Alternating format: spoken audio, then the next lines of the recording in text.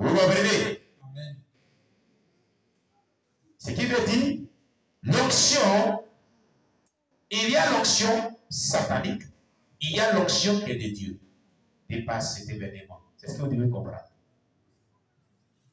Alors, on va voir quelle est l'onction qui est plus forte, qui est pure, qui domine, qui s'impose, qui démontre que c'est elle qui est plus victorieuse et puissante.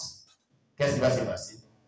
Le serpent qui est la bête de Dieu, la bête de Dieu transformée en serpent, va avaler les autres serpents des magiciens.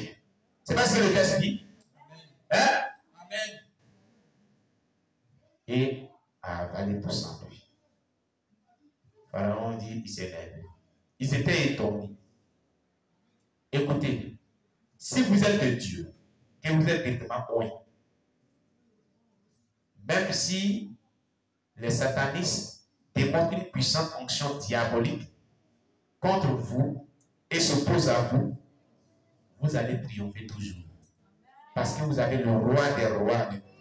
Vous avez le Seigneur des seigneurs avec vous. Vous avez l'onction qui est très forte avec vous. Vous avez l'onction des miracles avec vous. L'onction qui guérit. L'onction qui est victorieuse. L'onction de l'Éternel des armées avec vous. C'est ce qui s'est passé ces jours. L'onction qui était dans la berge de Moïse a englouti l'onction satanique, qui était des autres serpents, des magiciens. Il y a eu confrontation, c'est ça veut dire. Et c'est ce qui se passe. Des prières des chrétiens qui sont oui, ces prières-là détruisent l'onction satanique qui sont les démons, qui sont les satanistes qui attaquent. Quand vous priez, vous priez, vous priez, vous priez, vous priez avec foi, il y a une onction qui se dégage. Et cette onction se produit dans le monde spirituel. Elle broie tout ce qui est diabolique, qui est l'onction du diable, c'est tout. Amen. Amen. Alléluia. Amen. Voilà. Donc, tout chrétien doit rechercher l'onction dans sa plénitude, la véritable onction.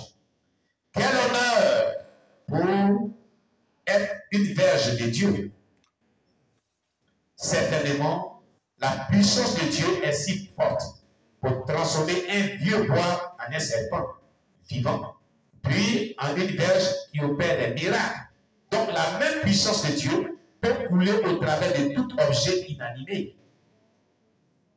Si l'homme peut croire en Dieu pour la puissance créatrice, pourquoi ce même homme doit-il douter du fait que la puissance de Dieu peut couler au travers d'un objet inanimé?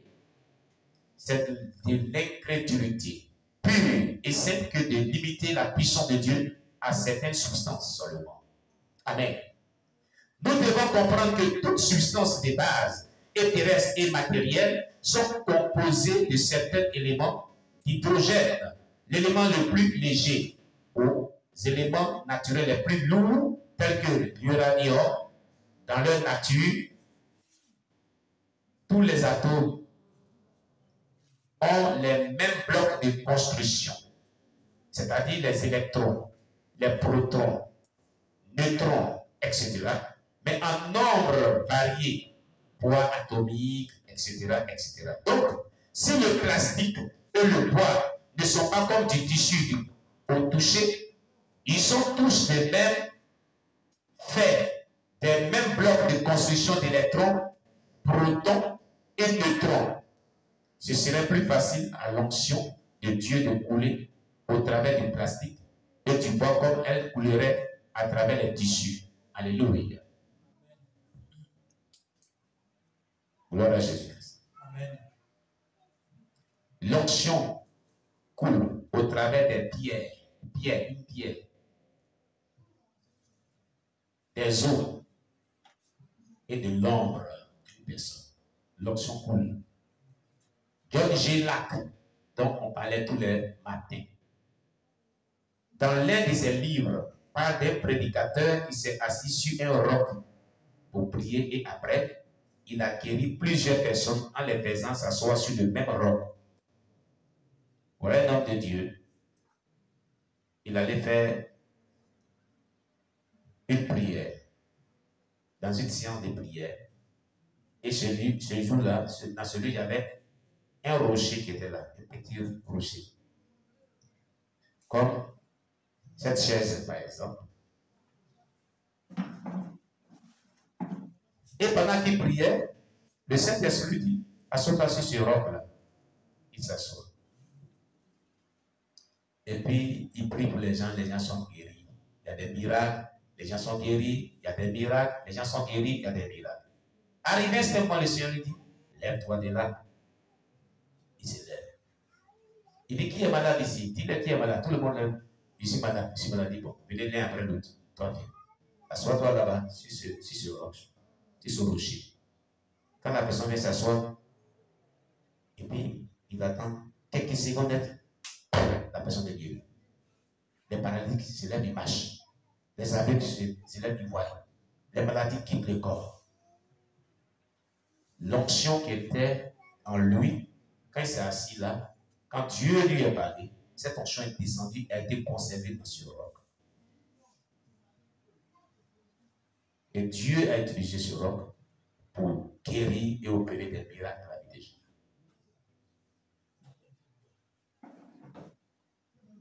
L'onction est une substance qui peut être conservée. Alléluia. Gloire à Jésus. Nous allons le voir.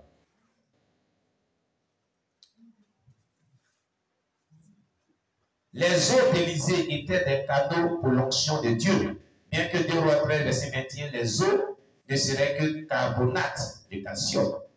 L'onction de Dieu a même coulé à travers l'ombre d'un personnage biblique. Actes des Apôtres, chapitre 5, verset 15. Prenons nos Bibles au Mali.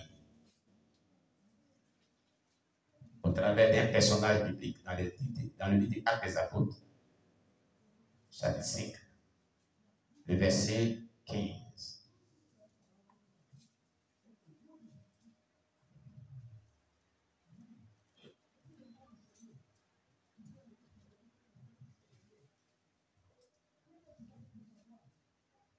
Amen.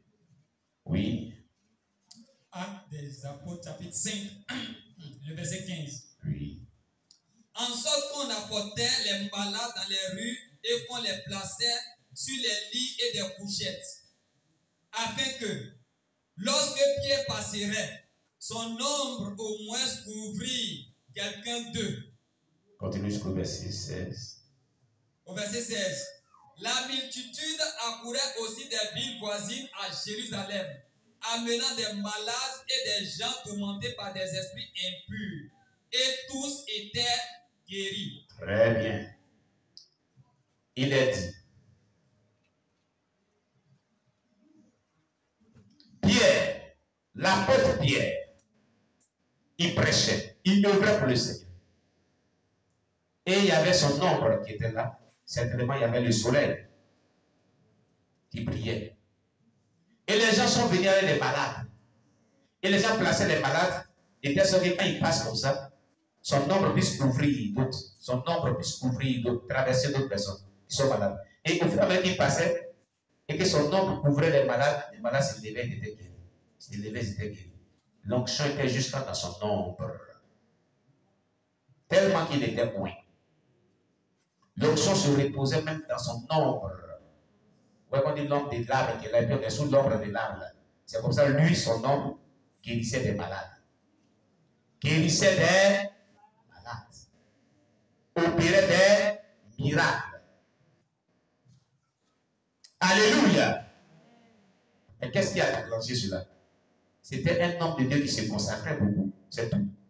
Ce n'est pas la magie. Il n'a fait que se consacrer comme il se doit, comme Dieu le veut. Alléluia. Si vous ne vous consacrez pas, vous ne verrez pas la manifestation de la puissance de Dieu. L'ombre de quelqu'un qui guérit les malades. Un disciple.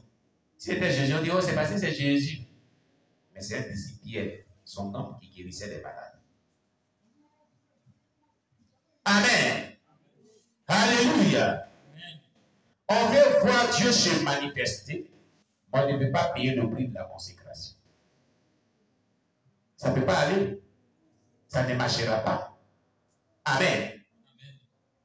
Donc si nous voulons voir Dieu se glorifier, Dieu se manifester puissamment, consacrons-nous. Nous serons moins la puissance de Dieu. Amen. Nous savons tous qu'une ombre n'a pas de matérialité naturelle Mais malgré ça, la puissance de Dieu coulait partout où l'homme de pierre tombait.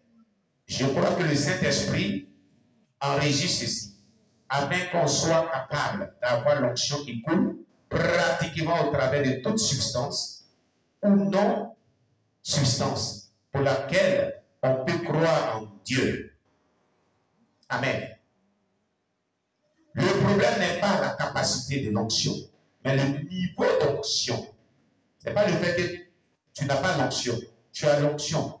Mais cette onction-là doit être évolutive. Elle doit atteindre un niveau supérieur. Elle doit atteindre son paroxysme pour que Dieu se glorifie. Sinon, quand on se convertit à Jésus-Christ, écoutez, je vais vous expliquer. Il y a l'onction à l'état primaire, qu'on appelle l'onction du lépreux. Que d'autres ont nommé l'onction du lépreux, l'onction de la nouvelle naissance, l'onction de la conversion, l'onction à l'état primaire. Qu'est-ce que c'est que l'onction à l'état primaire? Quand vous êtes païen et que vous n'êtes pas encore converti à Jésus, Jésus a dit quelque chose. Il dit, nul ne vient à moi si le Père ne l'attire vers moi. Ça veut dire quoi? C'est-à-dire que tu ne peux pas te convertir à Jésus-Christ si la puissance de Dieu ne t'envoie pas dans le Seigneur. Quand tu parles de Jésus-Christ, ce qui se passe dans ton cœur jusqu'au point que tu acceptes Jésus-Christ, c'est l'onction de Dieu. C'est pourquoi il est dit dans les gens, lorsque le consolateur viendra, l'esprit de vérité, il convaincra le monde en ce qui concerne le péché, la justice et le jugement. Amen. Il convaincra le monde. Le monde, c'est qui? Amen. Il convaincra le monde. Le monde, c'est qui? Les païens qui ne sont pas encore en Jésus-Christ. Il va les convaincre. En ce qui concerne quoi? La vie du péché. Pour qu'ils abandonnent la vie du péché. La justice. Pour vivre une vie de justice et de droiture.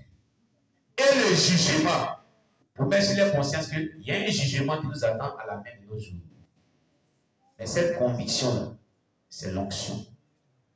C'est elle qui nous a convaincus, qui nous a attirés à Jésus et qui nous a convertis à Jésus de la vie païenne à la vie chrétienne. La conversion, c'est le passage d'un point à un autre, d'un endroit à un autre. Ce sont que quelqu'un s'est converti de la vie païenne à la vie chrétienne. C'est la puissance de Dieu qui s'est manifestée. Amen.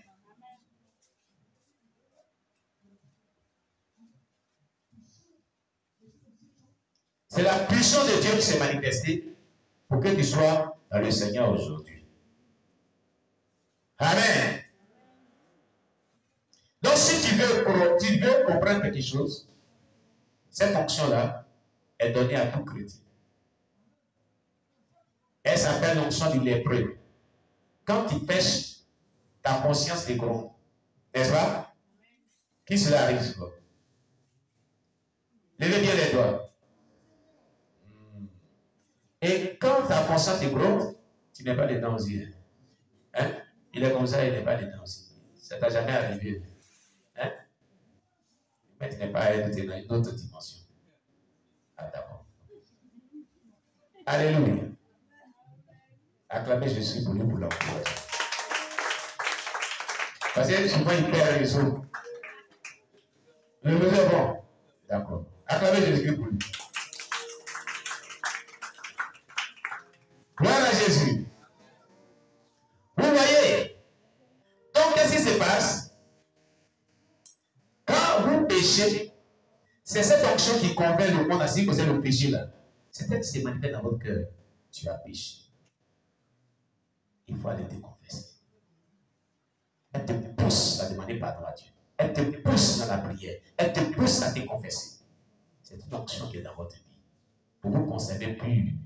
C'est ce qu'on appelle l'onction du lépreux. Elle purifie le lépreux. La lèpre, c'est le péché. C'est symbolique du péché. Amen.